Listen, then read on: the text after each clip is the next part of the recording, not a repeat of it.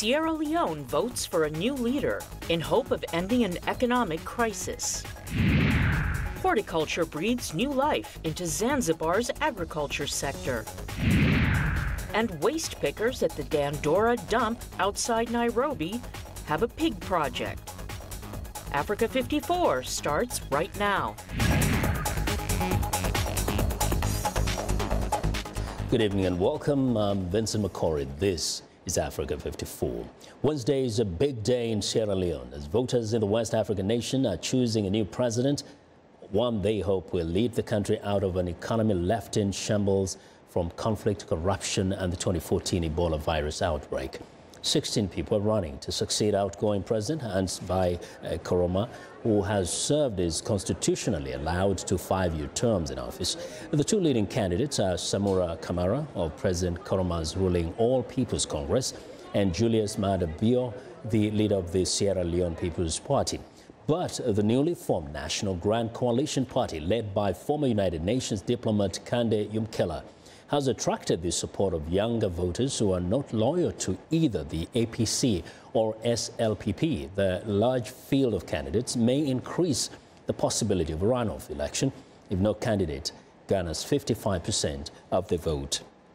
Now, voters in Sierra Leone are excited to usher in a new political era following the tenure of Ernst by Koroma. VOA's Paul Cisco has more on today's election. The campaigning is over, the votes are in, the polls are closed. Now the residents of Sierra Leone must wait until the votes are counted. Outgoing President Ernest Bai Koroma of the ruling All People's Congress Party supports his former Foreign Minister Samura Kamara. People may hold the view that he is going to be his master's voice, but no, that is not the kind of character he is. He is definitely going to be himself. And because of the experience he has acquired, he knows exactly what to do moving this country forward. We know exactly what we have to do to move forward. What we have to do in infrastructure, in health, in agriculture, in private sector development, in education. So it's like hit the ground running. Kamara and Julius Maada Bio of the main opposition party are considered the main contenders in a field significantly larger and different than Sierra Leone has had in the past. Some 16 hopefuls are vying for the presidency, made vacant because of the Constitution's 2-term limit provision, a provision Koroma tried in vain to alter. Femi Claudius Cole is the only woman seeking the presidency. She started the Unity Movement Party. I have assumed the role of ambassador for the women of Sierra Leone. I would like to win. Worst case scenario, if I don't win, I want to pull a number of votes that people will be stunned. How on earth did she do it? Since the devastating Ebola crisis that claimed thousands of lives, almost 4,000 in Sierra Leone from 2014 to 2016, the playing field has changed drastically, with both parties losing much support. Corruption was widespread, and government auditors found that 30% of the Ebola funds under government control have not been accounted for, approximately $5.7 million. Political observers believe the presidential vote is likely to be sharply divided along ethnic and regional lines. On the brighter side, the arrival of new candidates and new parties, like Femi Cole with the Unity Movement and Kande Yumkela of the National Grand Coalition, and others, has resulted in voters hearing more genuine policy debate and left them with more choices than ever before. Paul Cisco, VOA News, Washington. Well, now for more perspective on the Sierra Leone polls, I'm joined by Matilda Banga, an analyst and native of Sierra Leone. Matilda, welcome to Africa 54. Thank you very much, Vincent. So a lot has been going on throughout the campaign period, but today is a critical day. Yeah, very much In so. your assessment, what do you think have been the most critical issues that are on the minds of voters as they cast those ballots? So I would like to say, first of all, to just give a little background. We have 3 viable candidates right now, I would say. Matthew Samura Kamara, who is in the ruling All People's Congress, Julius Maada Bio of the SLPP, and of course we have this brand new political party that has emerged for Kande Yumkela. Now what the people are thinking is APC the All People's Congress, which is the incumbent party, there are people, maybe our age, who understand what APC stands for, what the SLPP stands for.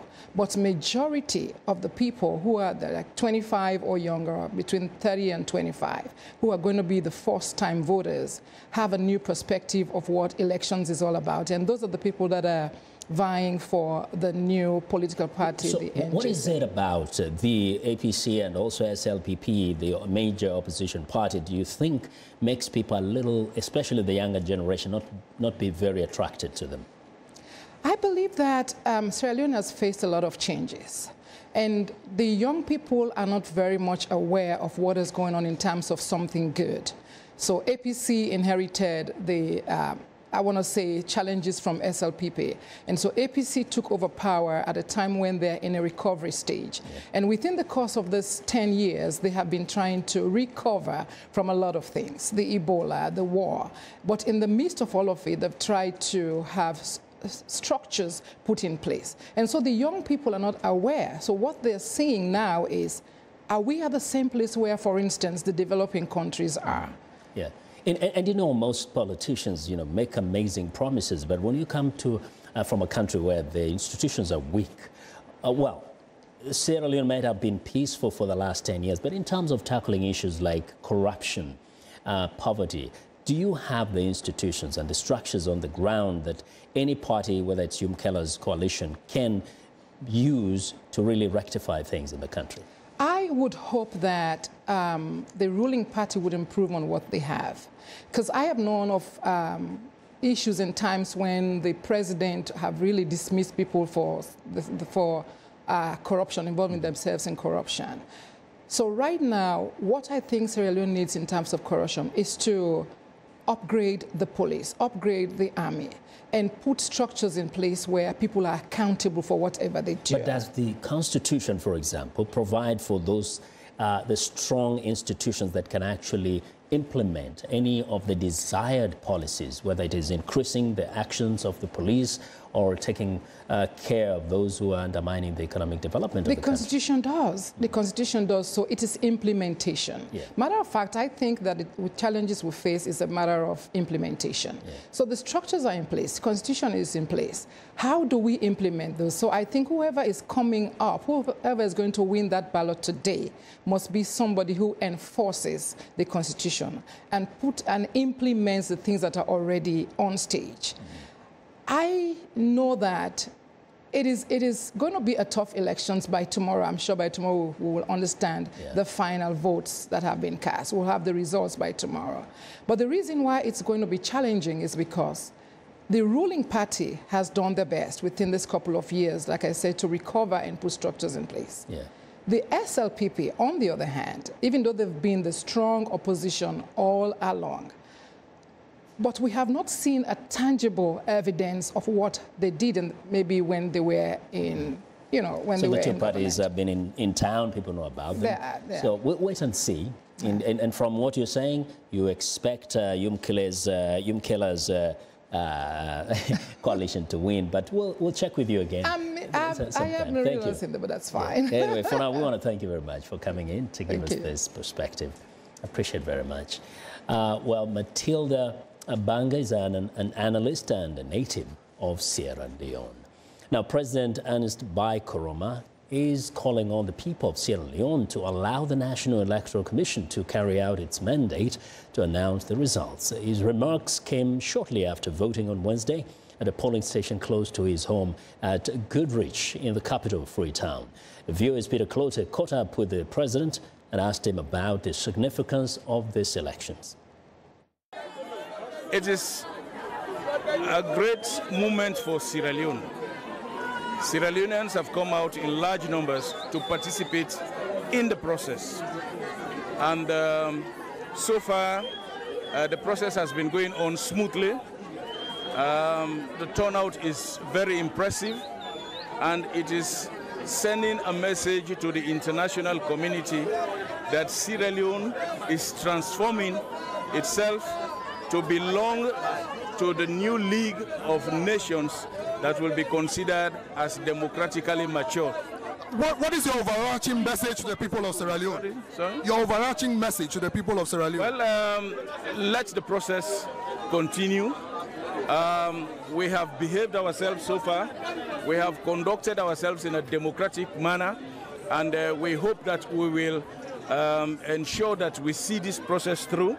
Voting ends at 5 p.m. today, and after that, let us allow the NEC officials to carry on with the counting of the votes, and at the end of the day, whoever that emerges as the winner, who becomes the president, the member of parliament, the chairman, or the councillor, we must congratulate and rally around and support the new officials of state so that Sierra Leone will continue with this great transformation that is. Mr. President, you feel so calm and confident. What makes you that way? Well, I am calm and confident because I see out there people responding to the calls we have made. I see out there people behaving in a manner that is democratic, and I see that our people are transforming the country, because the whole issue of transformation of a country is about the people. The way the people behave, the maturity shown, and the tolerance. I see a lot of tolerance among Sierra Leoneans. There are people of different political parties here. Everybody is cracking a joke, and at the end of the day, it tells you that Sierra Leone has become matured. It gives me a sense of satisfaction. It gives me assurance that Sierra Leone is on the path of transformation and development. Thank you. While staying on the continent, U.S. Secretary of State Rex Tillerson has arrived in Africa for a 7-day, 5-nation tour of the continent. Now, America's top diplomat landed Wednesday evening in Ethiopia. In a bid to strengthen ties with Africa, Tillerson is also expected to meet with leaders in Chad, Djibouti, Kenya, and Nigeria. Viewers, Jesusame Oni has more. In a policy speech near Washington Tuesday, U.S. Secretary of State Rex Tillerson touted Africa as a key factor in global security. To understand where the world is going, one must understand that Africa is a significant part of the future. It's a change of tone from the vulgar term reportedly used by U.S. President Donald Trump to describe African countries in January. With his first stop in Ethiopia, where businesses and roads have been closed in anti-government protests, Tillerson becomes the highest-ranking U.S. official to set foot on the continent. Ahead of the trip, Tillerson stressed security is a top priority for the United States. Terrorism knows no borders. In the Sahel and the Lake Chad Basin, Boko Haram, ISIS West Africa, Al-Qaeda in the Maghreb, and other groups are adaptable. They're resilient and capable of launching attacks throughout the area. Regional cooperation is crucial to disrupting those attacks and denying them the capability to plan and carry them out in the future. The U.S. has about 6,000 troops in Africa. Washington lawmakers say the security challenges in Africa can have a direct impact on the United States. A concern is that the terrorist threat in and from Africa will grow as ISIS is pushed out of Iraq and Syria. Tillerson's visit comes amid criticism that the Trump administration has been neglecting Africa. This is a great opportunity for him to underscore the long-standing relationship that the United States has with Africa, a relationship that should be valued and nurtured. Hours before heading to the continent, Tillerson announced a $533 million donation in new aid for several African nations. As Tillerson's visit comes more than a year after President Trump entered office, all eyes are on the secretary in a region still assessing Trump's agenda for Africa. Jesusame Oni, VOA News, Washington. Well, now, ahead of the 5-nation trip to Africa, U.S. Secretary of State Rex Tillerson on Tuesday decried China's growing influence on the continent, which he asserted is largely characterized by business practices that result in increasing African debt and a slower path to self-sustaining growth. The United States pursues sustainable growth that bolsters institutions, strengthens the rule of law, and builds the capacity of African countries to stand on their own 2 feet. We partner with African countries by incentivizing good governance to meet long-term security and development goals. This stands in stark contrast to China's approach, which encourages dependency, using opaque contracts, predatory loan practices, and corrupt deals that mire nations in debt and undercut their sovereignty, denying them their long-term self-sustaining growth. Well, analysts, however, say the Trump administration is focusing mainly on security concerns in Africa at a time when China, Turkey, and other nations are ramping up diplomatic and business links. Well, I want to know what you think about Africa 54 and the stories we covered. Join the conversation on Facebook. The address is Africa 54. We're also streaming our show live on Facebook, so check us out and share our show with your friends. Find me on Twitter at VOA Vince McCory. Now, coming up is horticulture, the best hope for Zanzibar's agriculture. Stay with us.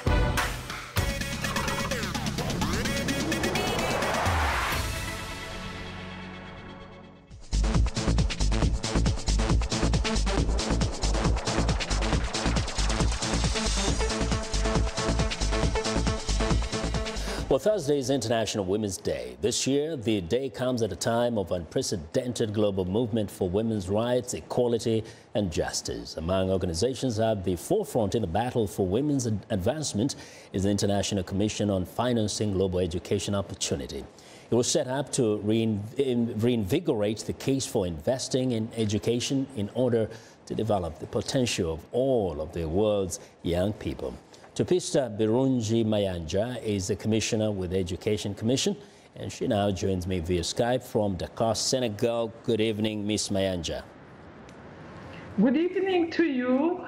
Yes. Now, as a teacher and a woman, briefly share with us what unique challenges a girl, especially in Africa, faces in trying to get an education.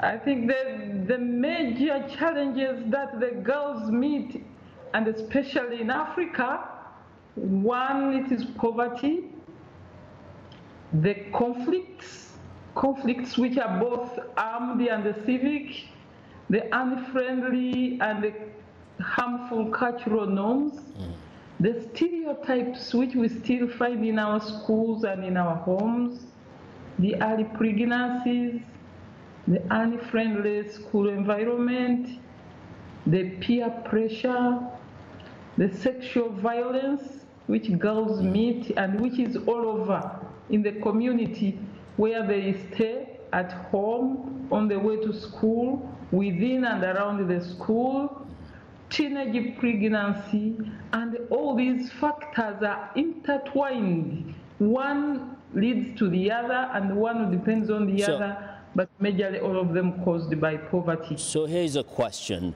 How can these issues be resolved and who must resolve them? I think the biggest thing has got to be education. And the who, it has got to be both the government and the communities, the grassroots.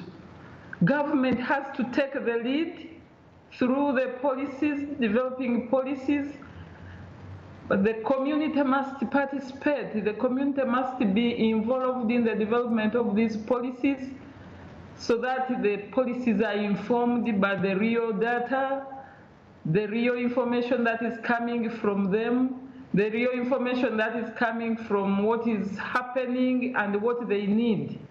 Now, so both the government as a lead in planning for the community and the communities themselves. Very quickly, there is also need. Okay. Is there any one single country you could point to as a shining example of really helping to advance the education of girls? Well, I would like to give immediately Uganda, an example of the country where I'm coming from. Uganda is one of the pioneer country initiative where the Education Commission is trying to implement the recommendations of our Learning Generation report. So Uganda has embedded within its strategy a lot of planning which involves everybody so that we ensure that there is performance which gives the results, innovations, and inclusion to ensure there is nobody who remains behind, especially the girls. Okay. And then increase the domestic financing for the girls. Okay. And all this is being done participatorily with everyone contributing. Thank you. We appreciate very much. We'll continue this conversation another time. Ms. Mayanja, appreciate very much. Now, Tipista Birungi Mayanja is a commissioner with the International Commission on the Financing Global Education Opportunity. Well, in East Africa, until recently, most of the vegetables consumed in Zanzibar were imported from other parts of Tanzania. However, due to the rising demand from the tourism sector, restaurants, hotels, and Zanzibar farmers are gradually taking up horticulture to boost their source of income. Africa 54's Paul Ndiho has our report. The semi-autonomous island of Zanzibar is home to over 1 million people, the majority of whom are subsistence farmers. Over the last 20 years, the tourism industry has grown exponentially, overtaking what was once the backbone of the nation's economy, agriculture. Nearly 80% of the vegetables used on the island are now imported from other parts of Tanzania.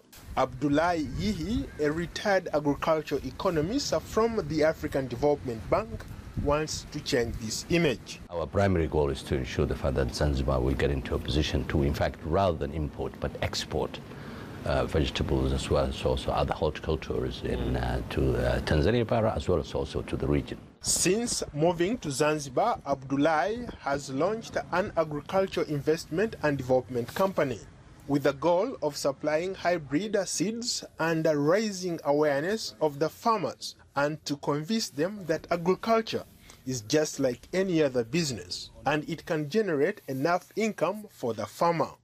Relying on hybrid seeds is something that initially has not been accepted by the local farmers, but now that they have seen the results, that they have seen the level of productivity and they have seen the level of quality of the outputs coming from those plants, they have realized that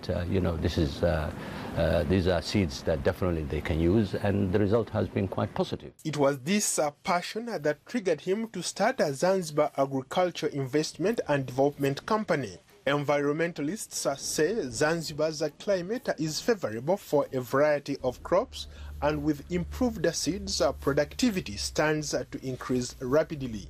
If you pass the streets in Zanzibar now town, I mean, you will find out that everywhere you will have plenty of watermelon. The same thing applies with tomato, which is practically a product that's used by every household, excluding even the hotels, which apparently consume even more.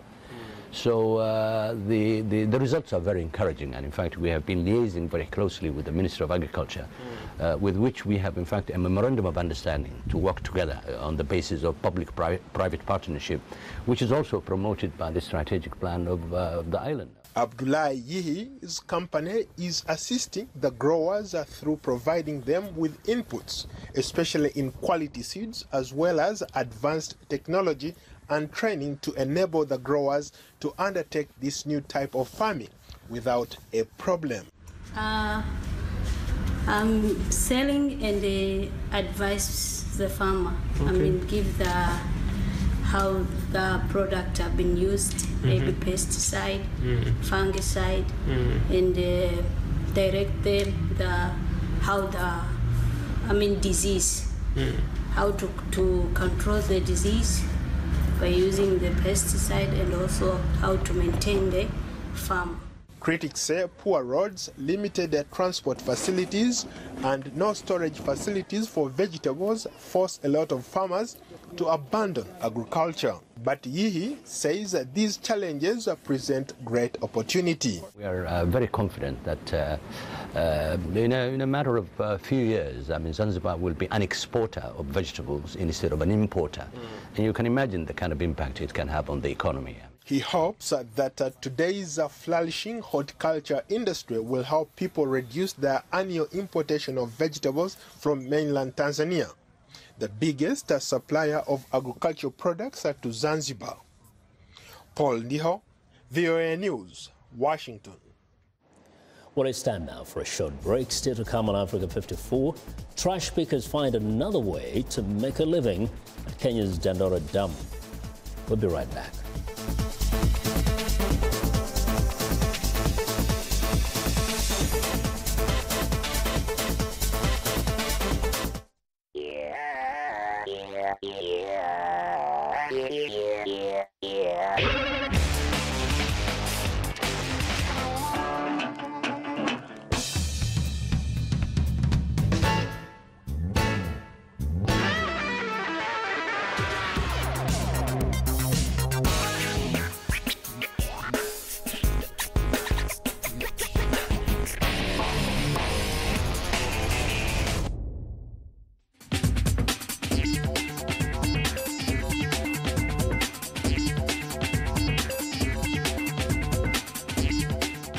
Welcome back to Africa 54, and here's what's trending. A dangling, shining necklace is always too tempting for a baby. Now, for mothers with teething tots, it won't be long before a necklace like this gets gnawed at and slobbered over. But here at the London Baby Show, these babies are being encouraged to chew. That's because the moms are all wearing nibbling necklaces, all designed to be put into babies' mouths. The nibbling range is primarily made from food-grade silicone. The necklaces can be chilled in the freezer for an extra treat for sore teeth and gums. Prices range from approximately $25 to $41. And finally, these are some very happy pigs. In Kenya, dump farmers let their big pigs roam freely in the dump site, where limited scraps of food and pools of mud made it an ideal environment for pig rearing. Now, the pigs share their spoils with up to an estimated 10,000 people that scavenge waste every day at Dandora Municipal Dump Site, Nairobi's only landfill. It was declared full in 2001, but has remained active, and last month's ban on plastic bags has been a major contributor to the towering piles of trash. One pig farmer says the pigs reared at the dump site are more profitable than the ones in the pen. And that's what's trending today. And that's our show. Thanks a lot for watching. Be sure to watch the rest of our show on our website at voaafrica.com. Have a good night and see you tomorrow.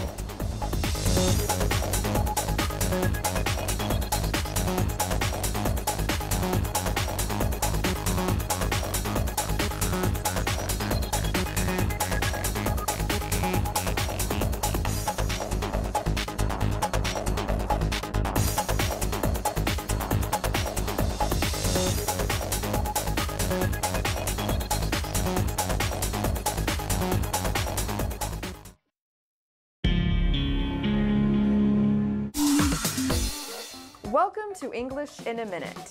So, you know what happy is, and medium comes between small and large. To find a happy medium. So, is this idiom about feeling kind of happy? How is it going with your neighbor? Is he still complaining about your playing the trombone at night? He was, but it's fine now. How did you guys work it out?